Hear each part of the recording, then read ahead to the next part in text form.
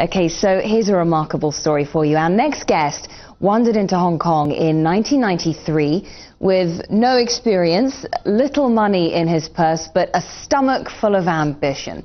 He looked around him and spotted treasure where others only saw waste, scrap metal, and therein a business was born. Stephen Greer went on to turn scrap metal into a $250 million trading business. He eventually sold his company in 2005, and today he acts as senior advisor to Oaktree Capital and has written a book about his experiences, which, well, you're here to talk to us about that today. Thank you so much for coming in. Thanks very much for I was having reading me. the book last night, and I was telling you that I couldn't put it down. It's a really interesting story because you ended up in the metal recycling industry. You were 24 years old. You had no experience, no cash, and no contacts.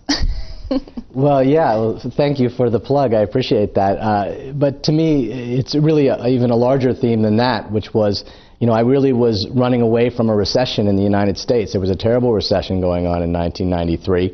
And I came to Hong Kong because I couldn't find the job that I wanted in America. It was as simple as that. I'd never been to Asia.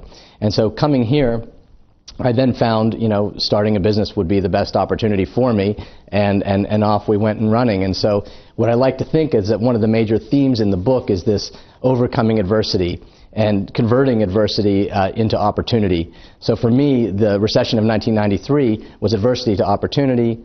The Asian economic crisis was a fantastic platform for us to build out our business. The dot-com bust made capital that was really focusing on Silicon Valley available for emerging markets. And then finally we had an economic boom and commodities boom, and that created the exit for the business. But this adversity to and it's interesting opportunity that you mentioned the recession in 1993, fewer jobs on Wall Street, because you were kind of trying to go down those avenues. And you tell us about it in your book. And we have a similar, if not worse, situation today.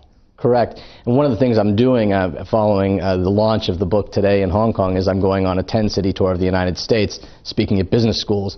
And really what I'm hoping is to give some inspiration to some of the younger people who are coming out and facing a difficult job market. Because I truly felt I deserved the best job in the world. It just wasn't available for me because of economic circumstances. So I created my own opportunity. Now, yours is a success story, but there must be many others who, like you, wanted to start their own business but didn't do so well, who probably have lost and are losing a lot of money.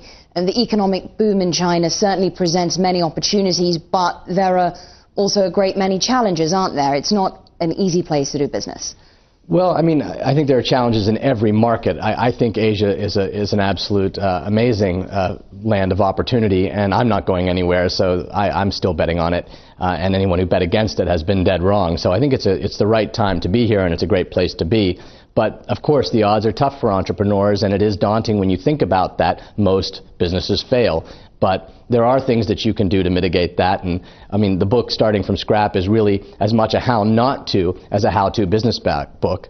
We can look back and connect the dots and say, oh, look, it all worked out perfectly, but when you were in the fight, it didn't always seem so clear. So hopefully the book can give some support to people who are out there trying. Sure. And right now you have a situation where countries like China, emerging countries like China, are making leaps and bounds in terms of their economy. But some would argue that perhaps, legal institutions are lagging behind, it being stifled in some cases, along with transparency and accountability.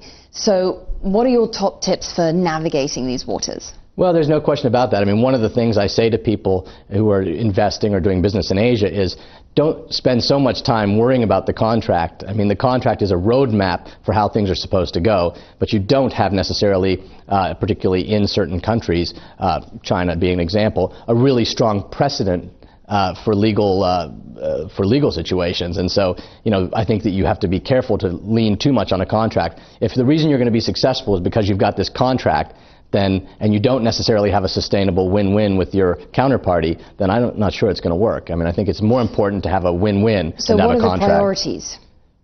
Sorry, the priorities? The priority is to have, actually the real priority is that your partners should be making money also.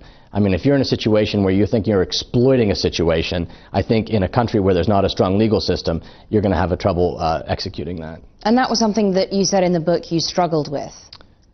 This idea of coming, you spoke about going to a factory, I think in Guangzhou, and seeing 12 to 14-year-old girls painting. Some of those issues about emerging markets, I mean, those are challenges. I mean, you sometimes see wrongs going on in a society. You see wrongs going on in American society.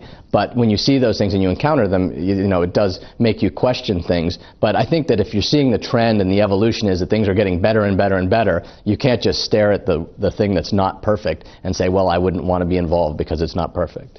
And corruption also still a major problem. How much of an obstacle might that be for people looking to start business, generate business? Well, yeah, I mean, it is an obstacle in emerging markets, and if corruption if the only way your business is going to be successful is if you get that minister on your side, then I think as a foreigner you might not want to be in that business. Okay, Stephen Greer, thank you so much for coming in and sharing your story with us. So we do appreciate it. It was a very interesting book. Okay, so that's it from me, Mariam Namazi, and Asia Confidential. I will be back at the same time tomorrow. And don't forget that we want to get your feedback, so send us your emails, your questions, your comments, story suggestions to the usual address.